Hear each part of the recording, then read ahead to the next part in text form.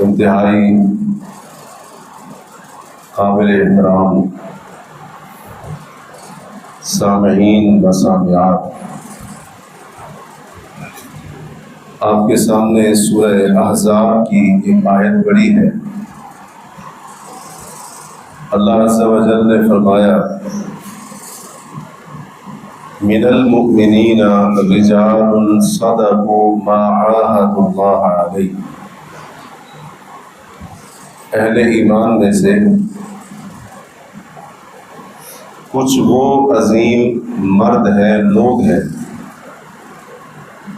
کہ صدقوا ما عاهدوا اللہ علیہ، انہوں نے اللہ کے ساتھ جو عہد معاہدے کیے تھے ان کو سچ کر دکھایا۔ فَمِنْهُمْ مَنْ قَضَى نَحْبَهُ، ان میں سے کچھ اپنی نظر یعنی عہد و پیمان کو پورا کر چکے ہیں۔ وَمِنْهُمْ مَنْ يَنْتَظِرُ، اور کچھ وہ ہیں جو اپنے عہد کو پورا کرنے کا انتظار کر رہے ہیں۔ وَمَا بَدَّلُوا تَبْدِيلًا، اللہ کے ساتھ جو عہد کیا تھا اس میں انہوں نے کسی قسم کی تبدیلی نہیں کی۔ تاریخ اسلام میں بالعموم اور صحابہ کرام میں بالخصوص ایسی بے شمار عظیم شخصیات گزری ہیں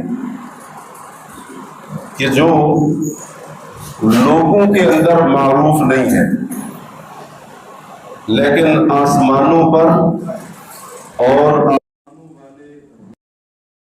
ان کی بڑی شہرت ہے اور بڑے چرچے،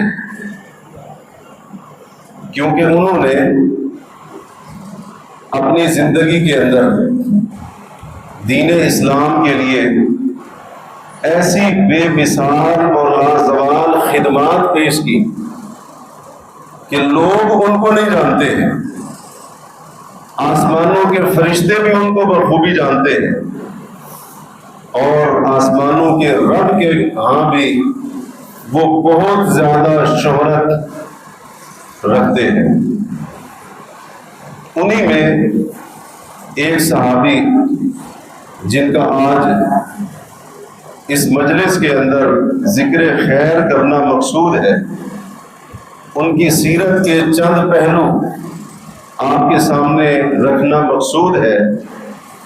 ان کا نام ہے اکرمہ بن ہشام بن عمرو الخزاعی رضی اللہ عنہ۔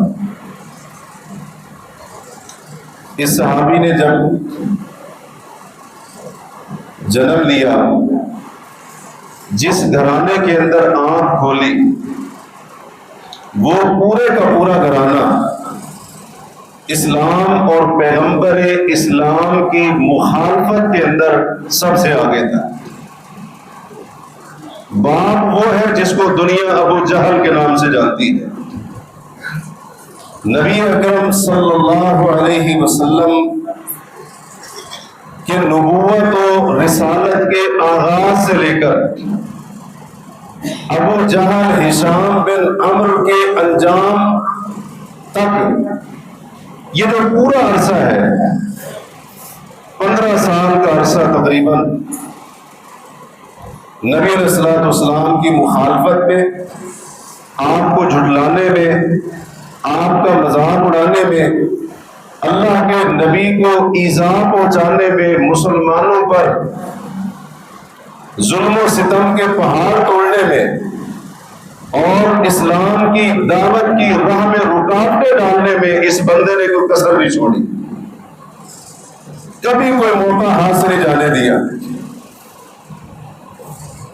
اور اپنی ضلالت کے اوپر، گمراہی کے اوپر بضد رہنے کا عالم یہ ہے، کیفیت یہ ہے کہ اللہ سے دعائیں ہیں، اللہم ان کان ھذا ھو الحق من عندک فامطر علینا حجارۃ من السماء، اے اللہ اگر یہ قرآن تیری طرف سے حق ہے یہ محمد تیری طرف سے حق رسول ہے، تو پھر ہمارے اوپر آسمان سے پتھروں کی بارش برسا، اوِئْتِنَا بِعَذَابٍ أَلِيمٍ، یہ ہمارے اوپر دردناک عذاب لے۔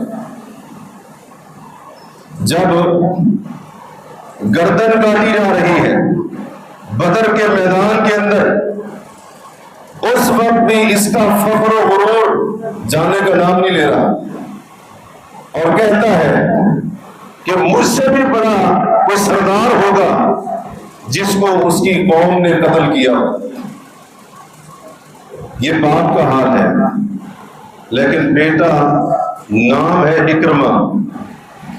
اللہ تبارک و تعالی نے جب ابو جہل کے گھرانے سے اسلام کے سب سے بڑے مخالف کے خانوادے سے اسلام کا ایک محافظ کھڑا کر دیا، تو اس سے یہ بات سمجھ آتی ہے کہ اللہ عز و جل جب کسی کے سینے کے اندر ایمان کے نور کو منور کر دے تو پھر اس ایمان کی شمع کو وہ بجھا نہیں سکتا ہے۔ اکرمہ رضی اللہ عنہ بچپن گزرا، جوان ہوئے، شاہ سوار تھے، بہادر تھے، جنگجو تھے، اپنے والد کے ساتھ مل کر شروع میں اسلام کی پیغمبر اسلام کی مخالفت کرتے رہے۔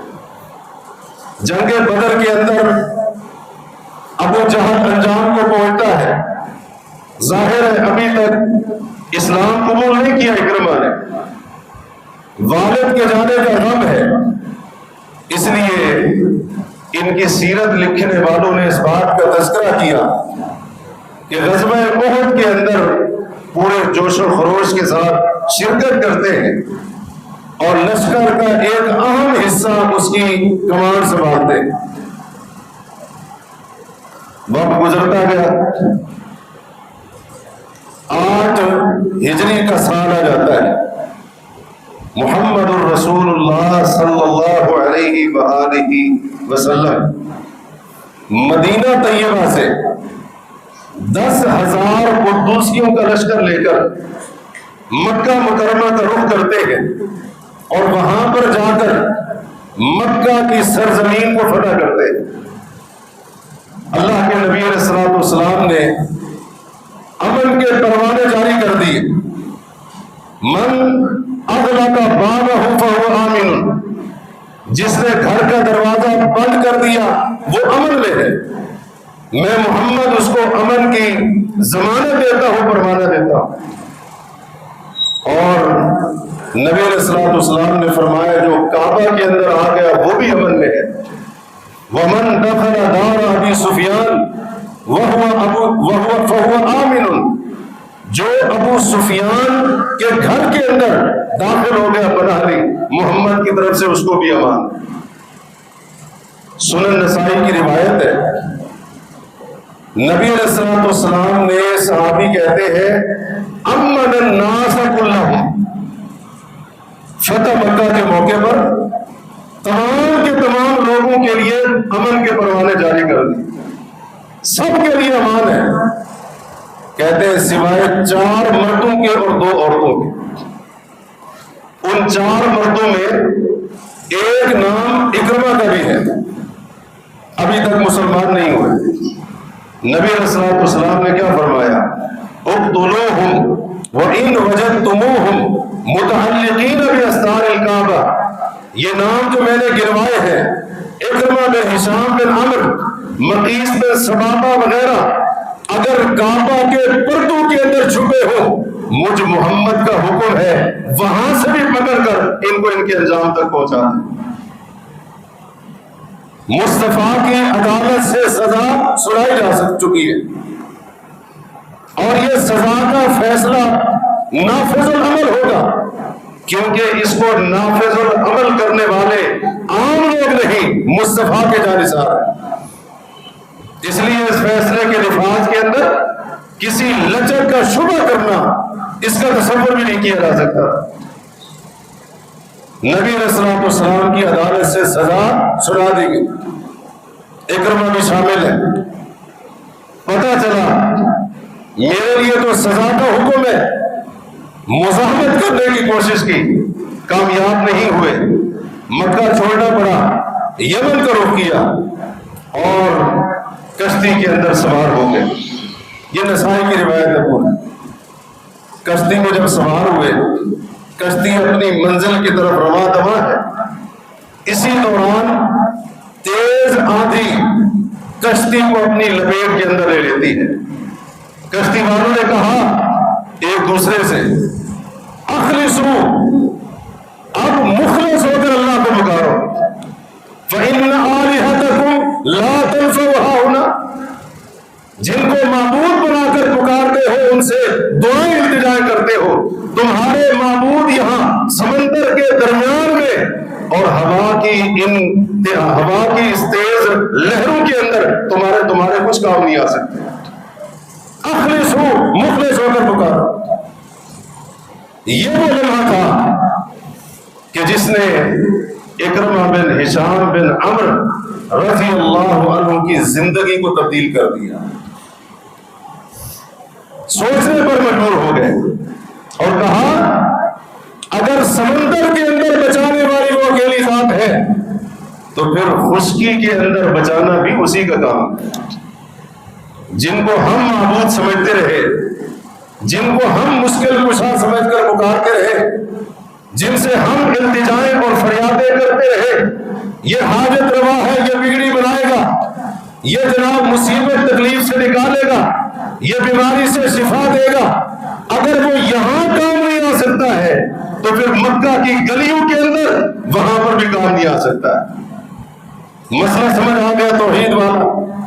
اس لیے وہیں پر کشتی کے اندر بیٹھے بیٹھے اللہ سے عہد کیا، اللہ سے عہد کیا، یا رب میں تجھ سے یہ وعدہ کرتا ہوں اگر تو نے یہاں سے زندہ سلامت نکال لیا، میں جاؤں گا اور محمد کریم کے ہاتھ کے اندر ہاتھ دے کر ان کی بیعت کر کے اسلام قبول کر لوں۔ فَلَأَجِدَنَّهُ عَفُوًّا كَرِيمًا، کیونکہ میں جب محمد رسول اللہ کے پاس جاؤں گا، معافی مانگوں گا تو میں ان کو معاف کرنے والا اور ان کو شفقت، نرمی، احسان کرنے والا ہوں۔ اب ادھر سے یہ معاملہ چل رہا ہے، پیچھے سے اکرمہ کی بیوی نام ہے ام الحکم بنت الحارث بن ہشام، اسلام قبول کر چکی، رسول کریم کی خدمت میں حاضر ہوئی، یا رسول اللہ آپ نے میرے سر کے تاج اکرمہ کے بارے میں سزا کا اعلان کیا ہے، میں اس کی بیوی ام الحکم آپ سے اس کے بارے میں امان کا مطالبہ کرتی ہوں، میرے خامد کو امان دی جائے۔ نبی اکرم صلی اللہ علیہ وسلم نے اپنی صحابیہ مومنہ کی ام الحکم کی بات کو مان لیا، کہا ام الحکم جاؤ، ہم نے تمہارے خامد اکرمہ کو امان دے دی۔ اکرمہ کو مسئلہ سمجھ آیا، وہاں سے واپس پلٹ رہے۔ ام الحکم رسول کریم علیہ السلام کے دربار سے امن کے پروانے لے کر خامد کی تلاش کے اندر اس کے پیچھے پیچھے نکلی ہوئی ہے۔ راستے میں ملاقات ہوئی، سارا ماجرا بتایا۔ اکرمہ پہلے ہی اپنے آپ کو سپرد کر چکے تھے۔ بیوی لے کر آتی ہے رسول اللہ کے پاس، اور اکرمہ بن ہشام کی سیرت لکھنے والوں نے لکھا کہ جب اکرمہ مدینہ پہنچے، نبی علیہ السلام دیکھ کر بڑے خوش ہوئے، آپ بڑے پرجوش انداز میں کھڑے ہوئے، حتیٰ سقط رداؤ، یہاں تک کہ آپ کی چادر مبارک گر جاتی ہے، اور آپ کہتے ہیں اکرمہ تم مومن مہاجر، مومن بن کر آئے ہو، مہاجر بن کر آئے ہو۔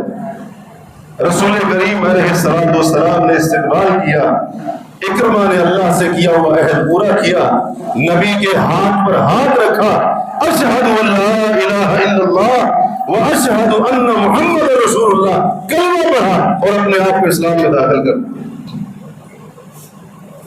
اسلام کے سب سے بڑے دشمن کا بیٹا آج اتنے عرصے کے بعد، اتنی مخالفتوں کے بعد دل و جان سے اسلام قبول کر چکا ہے، اور صرف اسلام قبول نہیں کیا، اپنے آپ کو مکمل طور پر اللہ اور اس کے نبی صلی اللہ علیہ وسلم کی اطاعت کے اندر، غلامی کے اندر دے دی۔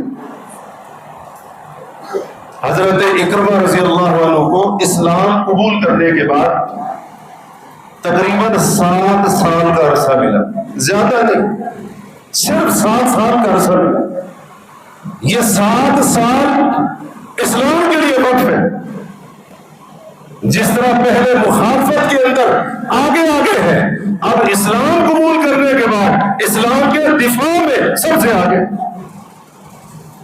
کوئی لمحہ ایسا نہیں، کوئی دن ایسا نہیں جب اسلام کے دفاع کے لیے اپنی جان کو، اپنے مال کو، اپنے سب کچھ کو پیش نہ کیا ہو، کوئی ایسا دن نہیں۔ پتہ چلا اگر اسلام کی خدمت کرنے کا تھوڑا سا بھی وقت مل جائے، بندہ اس کو بھی غنیمت سمجھے۔ یہ نہ کہے تھوڑے سے وقت میں کیا ہوگا، تھوڑا عرصہ لگانے سے کیا ہوگا۔ کچھ لوگ جو مخلص ہوتے ہیں، نیک نیت ہوتے ہیں، موقع ان کو بڑا تھوڑا ملتا ہے، لیکن وہ اسلام کی خدمت کے اندر ایسا باب رقم کر جاتے ہیں کہ اس طرح کی اسلام کی خدمت صدیوں تک نہیں ہو پاتی۔ حضرت اکرمہ رضی اللہ عنہ، ایسا اللہ نے اپنے دین کی محبت ان کے دل کے اندر ڈالی، نبی کریم کی محبت ان کے سینے کے اندر ڈالی، اپنی کتاب کی محبت ان کے سینے کے اندر ڈالی۔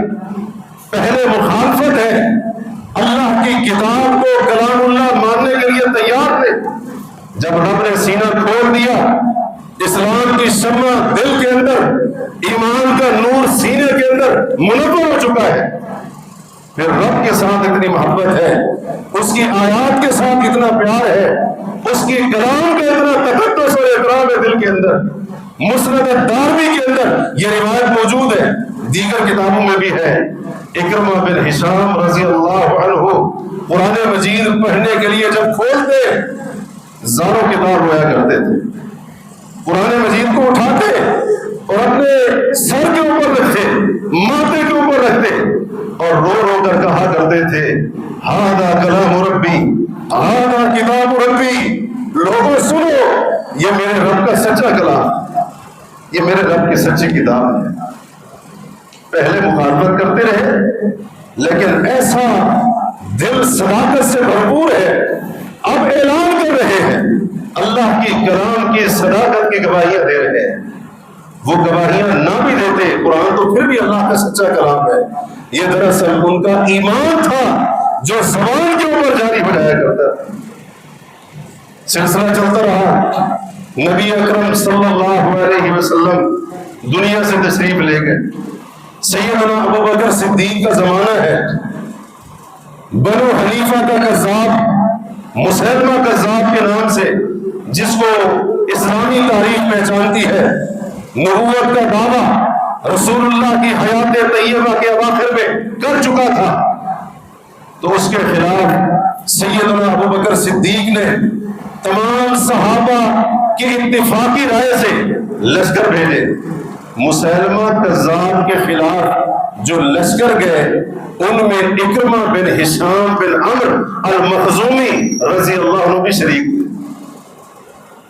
اس جھوٹے مدعی نبوت کے خلاف اس کا قلع کما کرنے کے لیے حضرت اکرمہ بھی بنفس نفیس شریک ہوئے، اس کے خلاف مارکوں کیا۔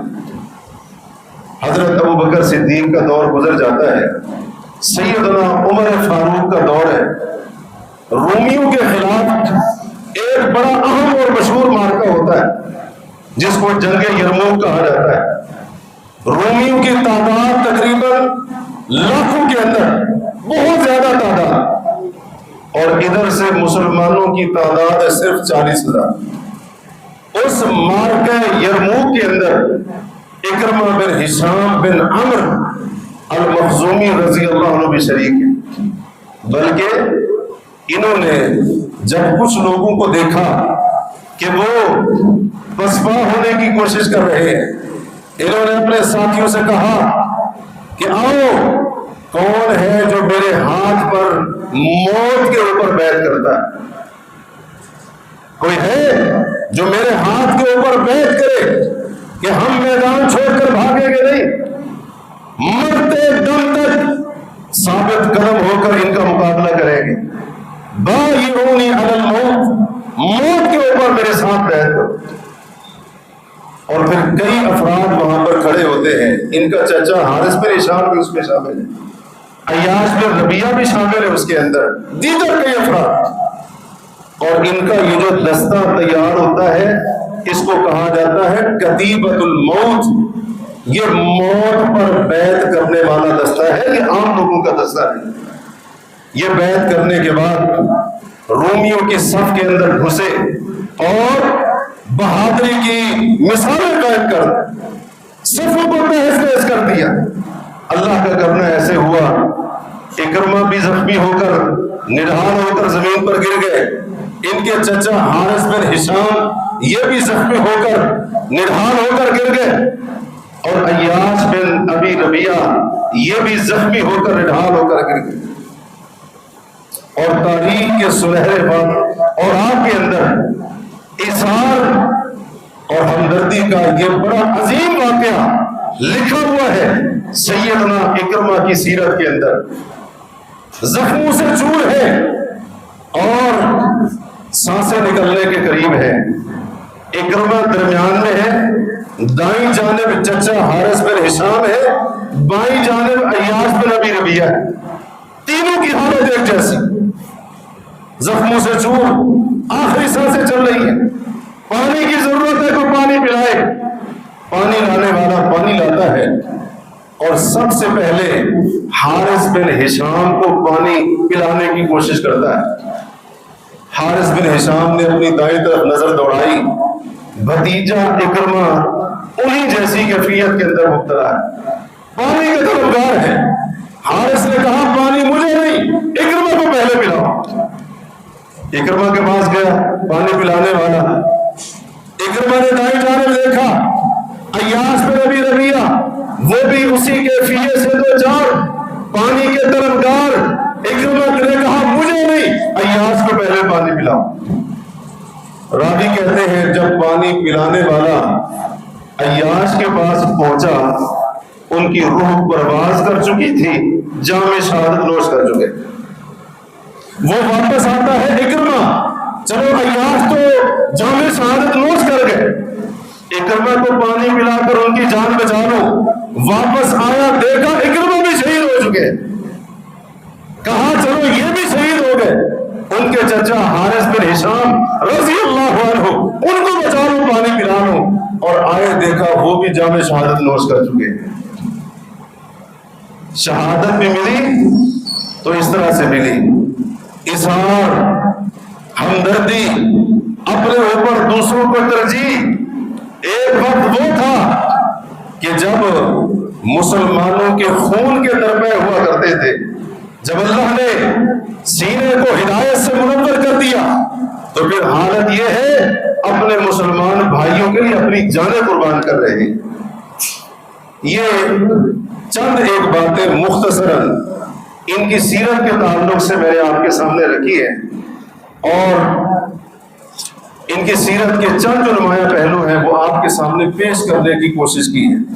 اب اگر غور کریں تو ہمارے سمجھنے کے لیے بہت سارے اسباق ہیں اس عظیم صحابی کی سیرت کے اندر۔ سب سے پہلا سبق شروع میں آپ کے سامنے گزارش کی تھی، کچھ لوگ زمین والوں میں مشہور نہیں ہوتے، آسمان والوں میں ان کے بڑے درجے ہوتے ہیں۔ آج لوگوں کی چاہت اور کوشش کیا ہے؟ دنیا پہچانے ہیں، مشہور ہو جائے، نام بن جائے دنیا کے اندر۔ ان لوگوں کو اس چیز سے کوئی غرض نہیں تھی۔ اگر میں آپ سے پوچھوں اکرمہ رضی اللہ عنہ نام کا کوئی صحابی ہے، آپ میں سے کتنے لوگ ہیں جن کو آج پہلی دفعہ پتا چلا کہ اکرمہ نام کا بھی کوئی صحابی ہے؟ تو شاید آپ میں سے ایک بڑی تعداد ہوگی جو یہ کہیں گے کہ ہم نے پہلی بار یہ نام سنا ہے کہ اس نام کا صحابی ہے اور بیٹا بھی کس کا ہے؟ ابو جہل کا۔ لوگوں میں غیر معروف، لوگوں کے اندر غیر مشہور، لیکن اللہ رب العالمین کے ہاں ان کی ایک ایک ادا مشہور بھی ہے اور محفوظ بھی ہے۔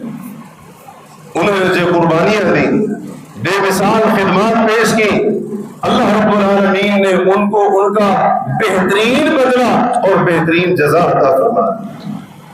سبق یہ ہے کہ لوگوں کی نظر میں مشہور ہونے کی بجائے بندے کی کوشش یہ ہو کہ میں آسمان والوں کے اندر مشہور ہو جائے، لوگ میری نیکی میرے کام کی تعریف کریں یا نہ کریں، آسمانوں کا رب میرے کام کی تعریف بھی کرے اور اس کے اوپر مجھے بہترین جزا اور بہترین بدلہ۔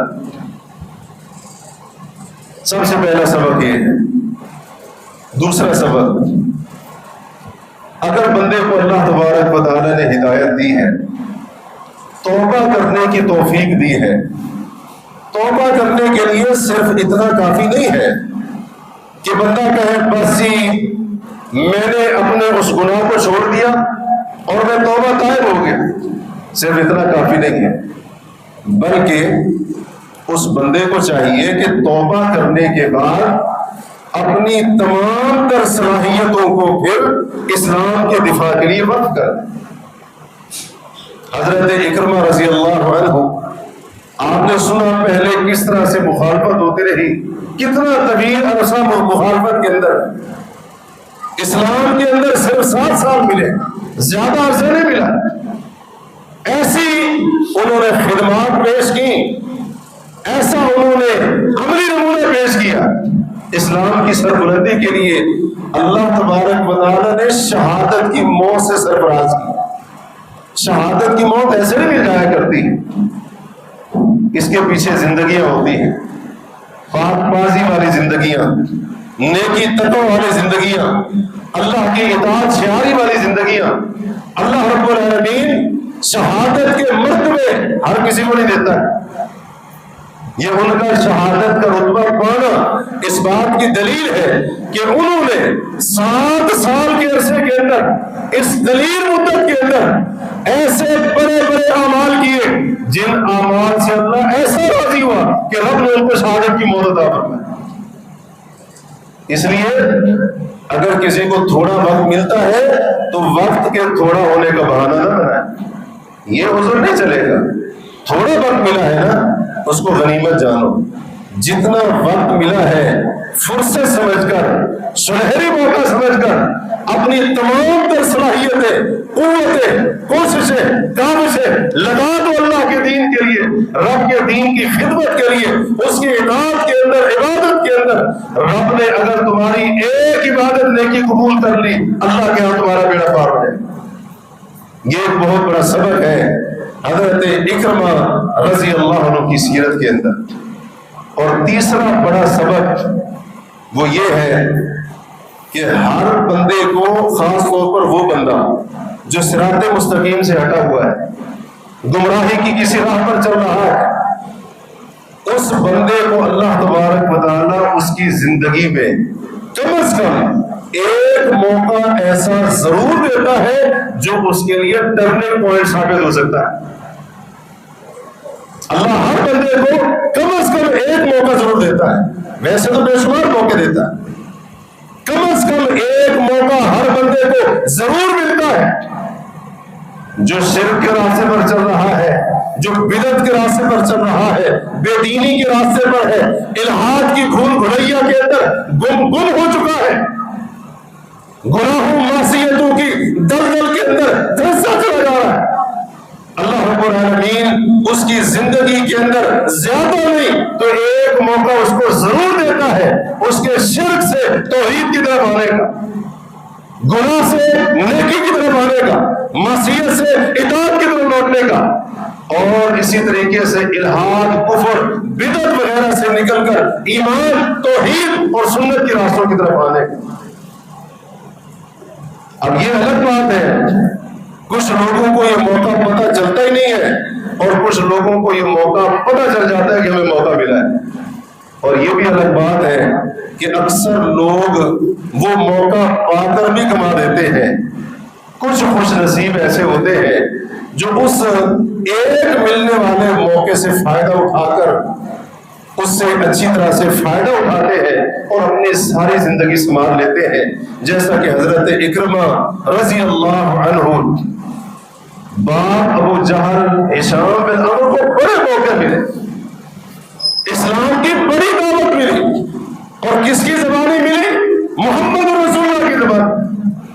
اس نے نشانیاں دیکھی، اس نے کئی معجزات دیکھے، لیکن نہیں، اسلام قبول نہیں کر سکا، متعدد موقع ضائع کر دیے۔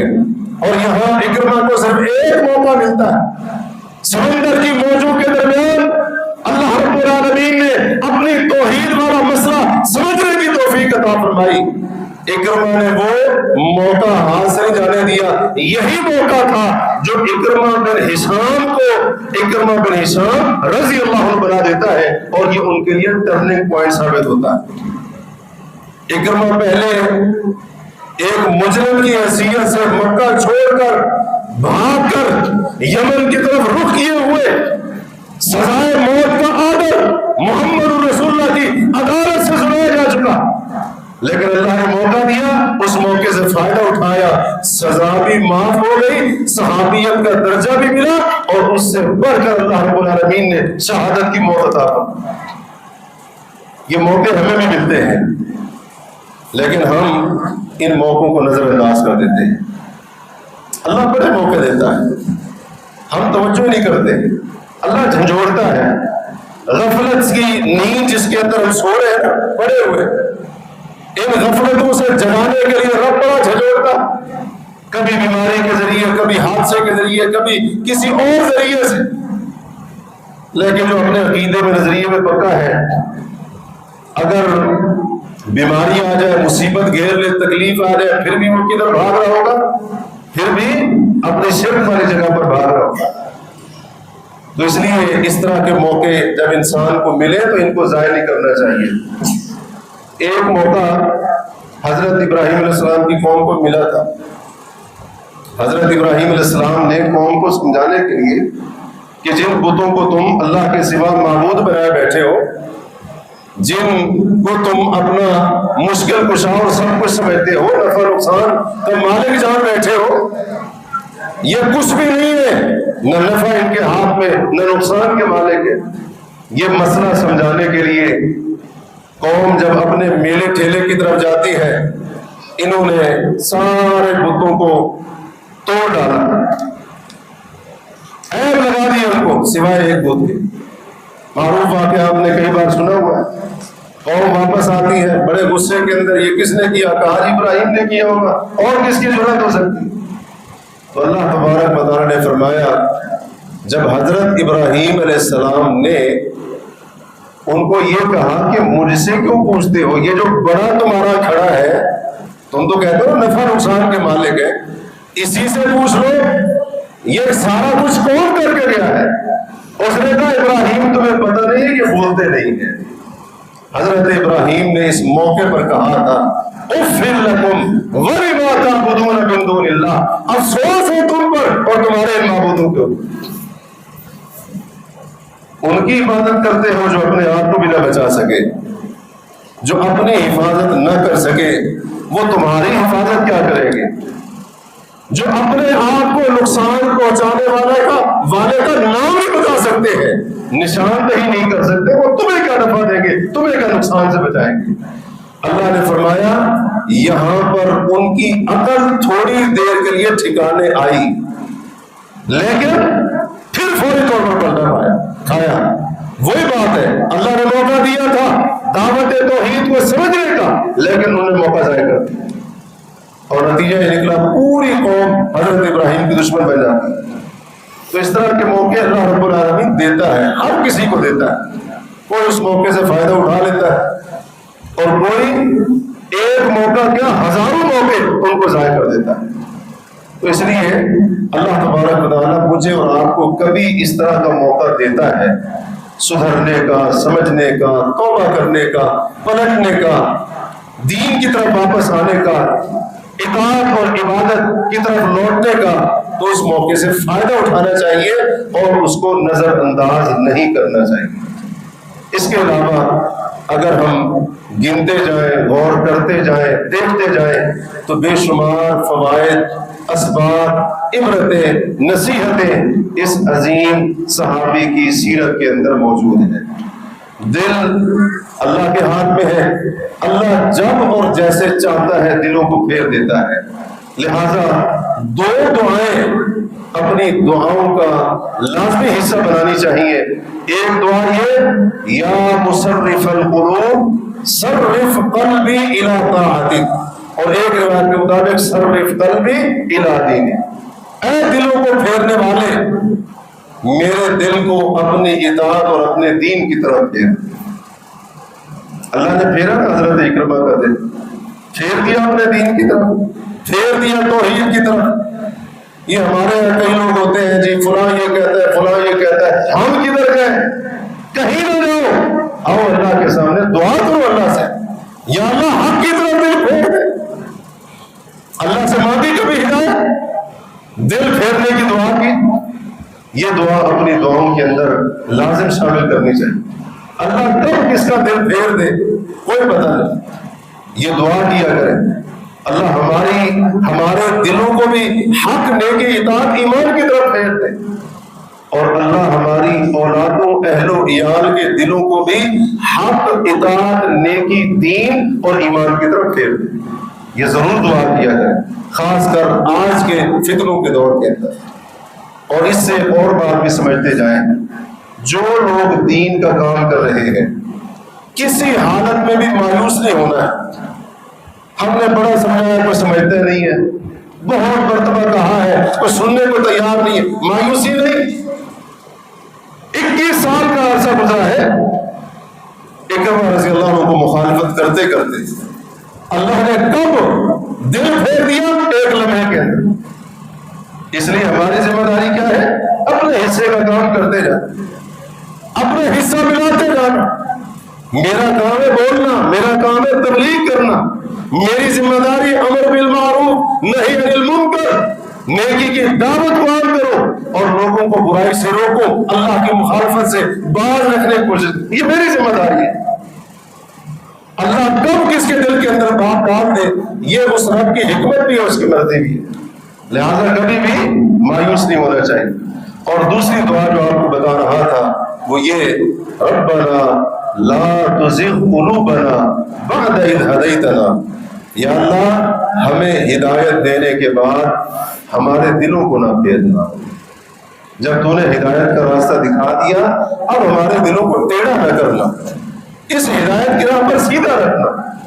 اور وَهَبْ لَنَا مِن لَّدُنْكَ رَحْمَةً، ہمیں اپنی طرف سے خاص رحمت عنایت فرما، عطا فرما، کیونکہ تو ہی عطا فرمانے والا ہے۔ تو یہ دعا بھی اپنی دعاؤں کا حصہ بنا کر رکھنی چاہیے۔